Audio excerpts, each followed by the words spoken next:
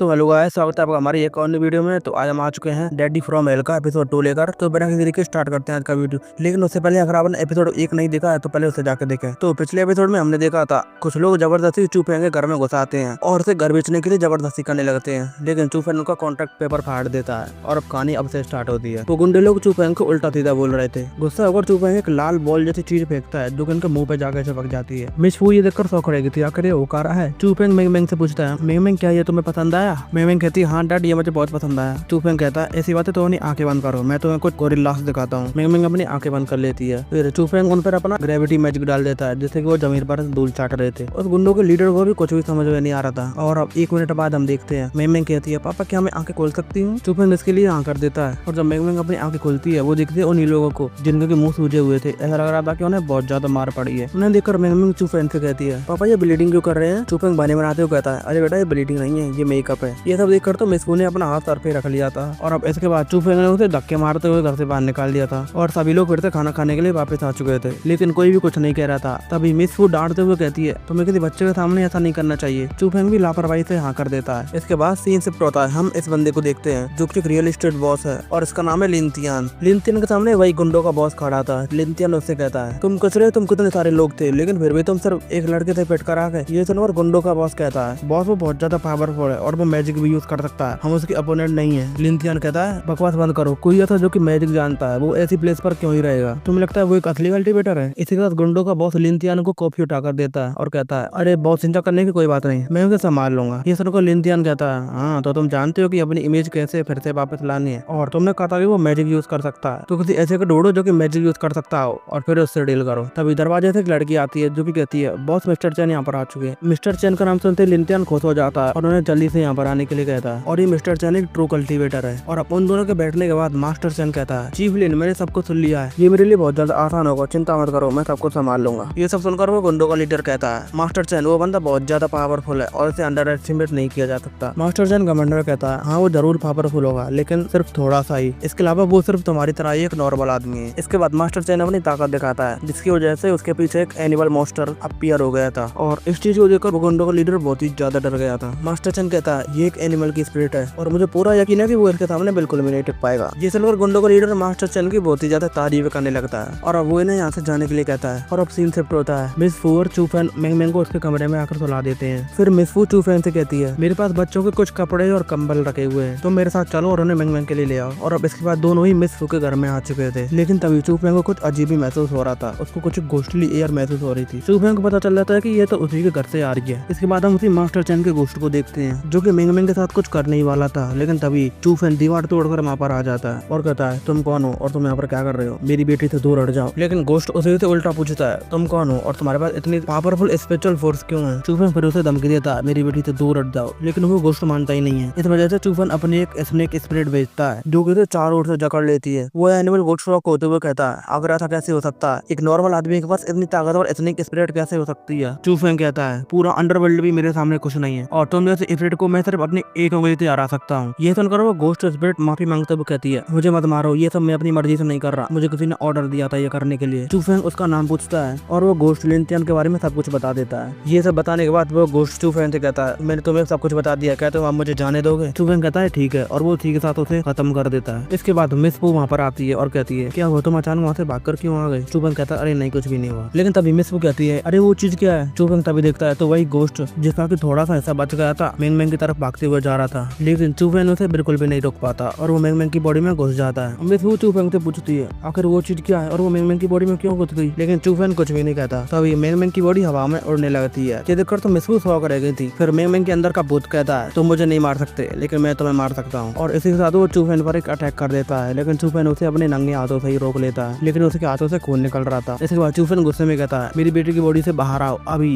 इसी के साथ वो घोस्ट की बॉडी मेंग की बॉडी से अलग हो जाती है और चूफेंग उस घोस्ट को अपने हाथों में पकड़ लेता है और पकड़ने के बाद अब की बार चूफेंग ने उसे पूरी तरह से खत्म कर दिया था, लेकिन इस वजह से मेंग की नींद खुल जाती है। तभी चूफेंग मेंग की बॉडी को चेक करने लगता है और कहता है, क्या तुम्हें अपनी बॉडी में कुछ अनकंफर्टेबल फील हो रहा है? मेंग कहती है, अरे नहीं पापा, मैं बिल्कुल भी ठीक हूँ। चूफेंग शॉक होते हुए कहता है, ऐसा कैसे हो सकता है? अगर एक एडल्ट को भी अगर कोई मॉन्स्टर पजेस कर ले फिर भी उसे बहुत ज्यादा परेशानी होती है, और ये तो सिर्फ एक बच्ची है। इसके बाद वो मेंग की बॉडी को चेक करता है जहाँ पे उसे मेंग के शरीर के अंदर एक लाल जैसी बॉल चीज दिखाई देती है। चूफेंग को भी इसके बारे में कुछ भी नहीं पता था, लेकिन चूफेंग इसके बारे में ज्यादा ध्यान नहीं देता क्योंकि मेंग मेंग को अभी उससे कोई भी खतरा नहीं था। इसके बाद मेंग मेंग चूफेन के खून के भरे हाथ को देखती है और रोने लगती है। चूफेन कहता है, अरे नहीं बेटा, ये तो कुछ भी नहीं है, ये तो थोड़ी सी देर में ठीक हो जाएगा। इसी के साथ वो मेंग मेंग के माथे के बीच अपनी उंगली रखता है और अपनी पावर मेंग मेंग के शरीर के अंदर डाल देता है, जिससे कि अब जो हुआ वो फिर कभी ना हो पाए। और वो यही चीज मिस हो के साथ भी करता है ताकि वो भी खुद को बचा पाए। इसके बाद चूफेन कहता है, तो रिवेंज लेने का टाइम आ चुका है। इसके बाद हम लिनथिया ने के घर को देखते हैं, जहाँ पर के चूफेन दीवार तोड़कर उसके अंदर घुस गया था। और इसके बाद चिल्लाकर कहता है, लिनथिया घर से बाहर निकलो, मैं तुम्हें मारने के लिए आया हूँ। सामने खड़ा गार्ड अपने कुत्ते को चूफेन के ऊपर छोड़ देता है, लेकिन चूफेन हमारा सिर्फ एक और रिलीज करता है और वो कुत्ता तो उसके और से ही पीछे घसीटता चला जाता है। इसके बाद चूफेन सभी को धूल चटाकर आगे निकल जाता है। इसके बाद हम अंदर का सीन देखते हैं, जहाँ पर की मास्टर चैन और लिनथियान बैठे हुए थे, लेकिन तभी लिनथियान कहता है, जहाँ और भर के चेक करो आखिर वो कह रहा है। और जब वो गुंडा गेट खोलता है तो उसे चूफेन दिखाई देता है। वो गुंडा सभी को बता देता है कि यही वो बंदा है। इसके बाद लिनथियान मास्टर चैन से कहता है, मास्टर चैन क्या आपके मास्टर ने उसे नहीं मारा? मास्टर चैन को चेक करने लगता है, लेकिन वो ये देखकर शौक रह जाता है कि बहुत कोस्ट को अब चेंज नहीं कर पा रहा। ये देखकर चूफेन मुस्कुराते हुए कहता है, आपको तो मुझे चेंज नहीं कर पाओगे क्योंकि उसे मैंने पहले ही डिस्ट्रॉय कर दिया है और अब तो हमारी बारी है। ये सुनकर मास्टर चैन ताली बजाता है और कहता है, तो तुम थोड़े बहुत ताकतवर हो, लगता है कि मैंने तुम्हें अंडर एस्टिमेट कर दिया। इसी के साथ लिनथियान मास्टर चैन से पूछता है, मास्टर चैन अब हमें क्या करना चाहिए? ये सुनकर मास्टर चैन कहता है, अरे चीफ लिन, चिंता मत कीजिए, भले ही इसने मॉन्स्टर को मार दिया है, लेकिन ये मुझे डराने के लिए काफी नहीं है। आफ्टर ऑल मेरे पास अपने ट्रम्प कार्ड्स हैं। चूफेन कहता है, अच्छा इतनी बात है तो चलो मैं तुम एक और मौका देता हूँ। और ये कहते ही वही कुर्सी पर बैठ जाता है और कहता है, अब मैं कुछ भी नहीं करूंगा और तुम्हारे पास टाइम है मुझे अपना ट्रम्प कार्ड दिखाने के लिए। ये सुनकर मास्टर चैन कहता है, बेटे तुम जल्दी रिग्रेट करोगे। ये कहते हुए वो अपने कपड़े उतार देता है और हम देखते हैं उसके पीठ के पीछे कुछ निशान बने हुए थे। मास्टर चैन हमें बताता है, ये मॉन्स्टर बहुत ज्यादा ताकतवर है और मैं भी इसे कंट्रोल नहीं कर सकता, तो इसलिए मैंने इसे अपने शरीर में सील कर लिया और अब टाइम है कुछ खून पीने का।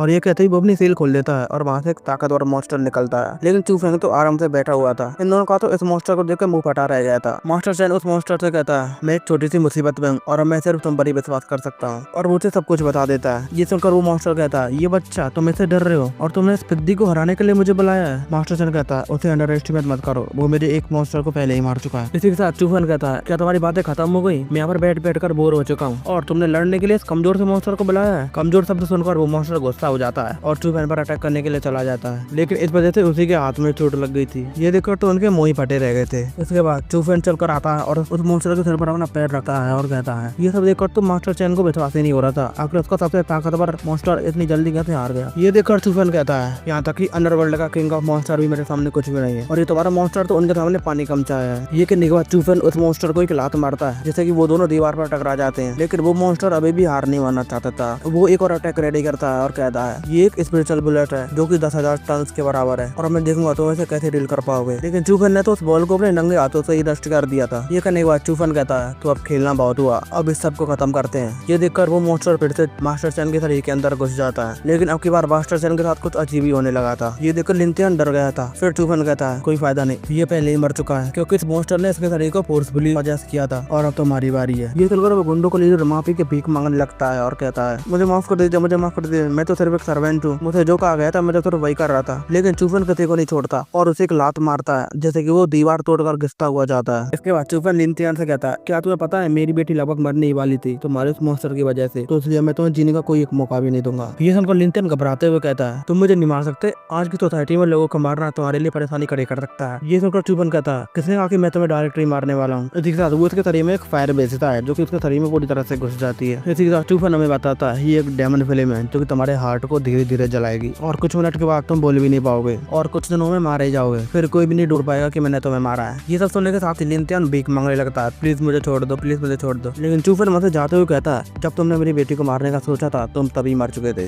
इसके बाद वो बाहर आता है, उसे वही गुंडों का लीडर मिलता है, वो उसे धमकी देकर जिंदा छोड़ देता है, अगर तुमने किसी को बताया तो तुम फिर मारे जाओगे। इसके बाद चूफेन अपने घर वापस आ जाता है। सिस्टर वू मेंग मेंग को एक स्टोरी सुना रही थी, फिर चूफेन मेंग मेंग को एक गिफ्ट देता है और मेंग मेंग को वो बहुत पसंद भी आता है। मिस वू कहती है, क्या सब कुछ ठीक हो गया? चूफेन कहता है, हाँ सब कुछ ठीक है, अब वो हमें फिर से परेशान नहीं करेंगे और मैंने मैजिक से तुम्हारी दीवार के होल को भी ठीक कर दिया है। मिस वू कहती है, अगर ऐसी बात है तो फिर ठीक है, तो मैं कल आऊंगी और मेंग मेंग को किंडरगार्टन लेकर जाऊंगी। और इसी के साथ चूफेन मेंग मेंग को सुला देता है। इसके बाद हम अगले दिन स्कूल का सीन देखते हैं। मिस वू चूफेन से कहती है, मेंग मेंग का स्कूल में दाखिला हो चुका है और अब वो कल से स्कूल भी जा सकती है। मेंग मेंग इससे बहुत ज्यादा खुश थी, इसलिए वो चूफेन के गाल पे किस भी करती है। उसके बाद मेंग मेंग खेलने के लिए पार्क में जाने के लिए कहती है, चूफेन उसे जाने देता है। उसके जाने के बाद मिस वू चूफेन से कहती है, सच में तुम्हारे आने के बाद मेंग मेंग बहुत ज्यादा खुश रहने लगी है और अब तुम क्या करने वाले हो? चूफेन कहता है, मैं मॉल जाऊंगा क्योंकि मुझे मेंग मेंग के लिए कुछ कपड़े लेने हैं और एक नया बेड लेना है और स्कूल की कुछ चीजें। ये सुनकर मिस वू कहती है, हाँ ये सब कुछ ठीक है, लेकिन मुझे नहीं लगता एक आदमी ये सब कुछ खरीद पाएगा, क्या ख्याल है मैं तुम्हें लिस्ट बना के दे दूंगी। चूफेन टैक्स के लिए हामी भर देता है और तभी कुछ लोग वहाँ पे आ जाते हैं जो कि चुप से कहते हैं अगर तुम जिंग के कितने ज्यादा क्लोज हो और क्या तुम हमें इग्नोर कर रहे हो। ये लोग जिंग मिस को ही कह रहे हैं और इसी के साथ ये वीडियो यहीं पर खत्म हो जाती है। तो अगर आपको हमारी वीडियो पसंद आई है तो चैनल को लाइक कर दीजिए और वीडियो को सब्सक्राइब कर दीजिए। और गैस मेरे छाले हो रखे हैं इसलिए ढंग से बोला ही नहीं जा रहा। तो मिलते हैं कल एक और वीडियो में। Tata bye bye.